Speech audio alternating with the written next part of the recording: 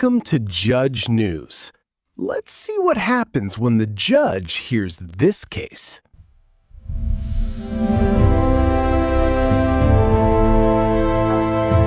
All right, go. I'm Jace's mom. All right, go ahead. Sweating, struggling to force my lungs to swallow air, I wake up in the middle of the night as an image of my child being abused. This woman, Miss Jefferson, replays relentlessly in my mind. As an adult, I can share how this personal impact of this disgusting crime. I'm not sure we'll ever be able to overcome the guilt I feel as a parent because I was not able to protect my son from this woman. She refused to hear my pleas to understand my child's disability. I blame myself that I did not fight higher with what she said to me on the very first day. They say I can't hit kids, so I don't know what you expect me to do with him.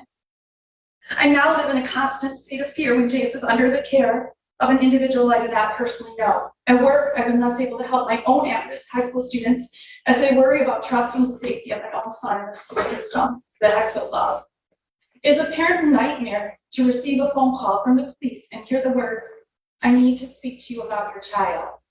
The call was to report that Miss Jefferson did to my son, but for a moment, the world stopped, and I waited to hear the child had been killed.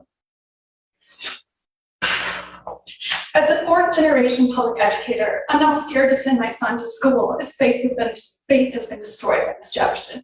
School is supposed to be a safe haven for children. Miss Jefferson took the sense of security from my family. Teaching high school in Romulus and Belleville for the last 23 years, there's a sign in my classroom that says, "This is a safe place," on my classroom door. I had students throw scissors across the room and scream in my face, yet I still kept them safe and knew that I must remain a professional, knowing that my students had special needs, just as my son has, even if theirs may come from things like living in a homeless shelter or witnessing violence. I devoted my life to provide for the safety of thousands of students in our public school system. She couldn't take care of my one. I get physically ill replaying the moment I watched Miss Jefferson ignore Jace's cries for help as he hung upside down from the legally and incorrectly fastened harness. This disgusting part of the video was not even shown in the court, but as a mother, it is an image of her face, spiteful and condescending, and she tells my autistic son that she won't help him as he begs, screaming for help. I fear this image may never leave me, and I know the sound of his screams never will. I can tell you how watching that video in a suffocating small police interrogation room changed every moment of my life forever. I'm inherently empathetic and compassionate, yet knowing that Miss Jefferson repeatedly slapped my disabled child as he was restrained on a special education bus, it's forced me to grapple with my faith in humanity. As an adult, I can put the impact into words, but definitely stating the and most important as an impact of this case, Jace is too young to share his words about how being physically abused by Miss Jefferson, an adult he was supposed to trust, in a place that he was supposed to be safe, will affect him now and always. He can't tell us of the fear he experienced as he ran straight from the bus each day, refusing to speak and slammed the house door, sometimes locking me outside. He can't tell us what through his mind as he sat staring blankly, refusing to even mention the bus ride, or how when his mom told him to behave on the bus, blaming him because she only knew the side of Miss Jefferson's false story, how confused he must be that his mom was allowing someone else to abuse him over and over. Jace doesn't have the words, or maybe lacks the ability yet to process how being abused by a public school employee has increased his disdain and aversion and aversion to school and lack of trust of adults, along with his inability to feel safe in this world. Jace had to move to another school system after this abuse, and for a child with autism, that change can be devastating. After the abuse, Jace had and continues to have major emotional dysregulation in school. His ability to establish relationships with adults has been diminished. Whenever I've ever had to bring up the one bus driver, his pulse raises, eyes widen, and he will adamantly say he never wants to talk about that mean lady who hates him again.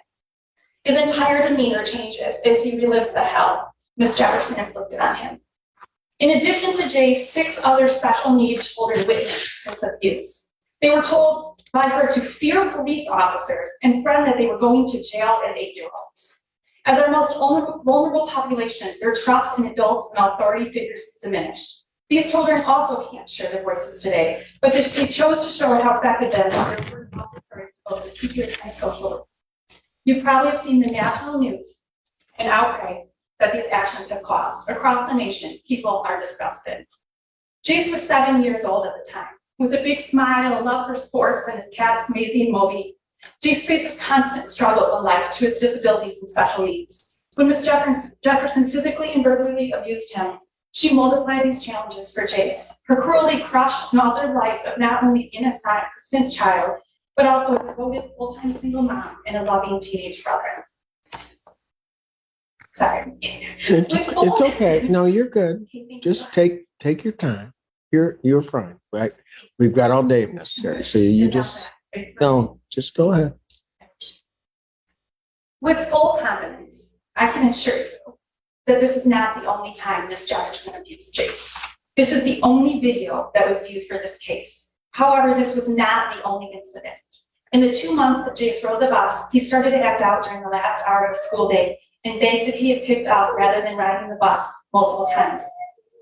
He got off the bus with shoes missing, panting, and sweating on numerous occasions. I had to pick him up hysterical on the side of the road in a different neighborhood as Ms. Jefferson screamed at me from the bus. This day and many others, Ms. Jefferson called me multiple times on my personal cell phone, which I don't know how she got, as she yelled at Jace in the background and threatened me that she was going to have him not be able to ride the bus. The extreme distress Jace showed that day of the video was repeated on numerous occasions, and Jace eventually reported that she'd hit him many other times, but that he didn't told me because he thought he'd get in trouble. As the full videos for every bus ride are now under review, I shake at the thought of what I will see and will not be surprised if we end up in court again after further abuse is discovered. Ms. Jefferson has shown absolutely no remorse this entire case. At her arraignment, she stated that she had another school bus aide job set up in Ohio and laughed as she told Judge Simpson that she did this to be done with so she could once again work with children. This was abuse. This changed a child and a family's life forever. This caused national outrage. I am a forgiving person, so Ms. Jefferson makes that very difficult as she walks in the courtroom as if the entire process was an inconvenience for her as she rolls her eyes and pouts in her chair. I pity her. I pity how she has been hardened by this world in such a way that she feels the need to take frustration out on an innocent child. I am trying not to hold a vengeful heart, but her callous disregard to the harm she has caused disgusts me. Shonda, I truly am sorry that this world has been so hard on you to close your heart off in a way, the way that you were able to do what you did and not feel bad about it. You broke the mother code to keep each other's children safe. That's what we do. We keep each other's children safe. You betrayed this code and me when you lied to me and talked about being a single mother and having a schizophrenic son and how you had my back and you're looking out for me. It was all lies.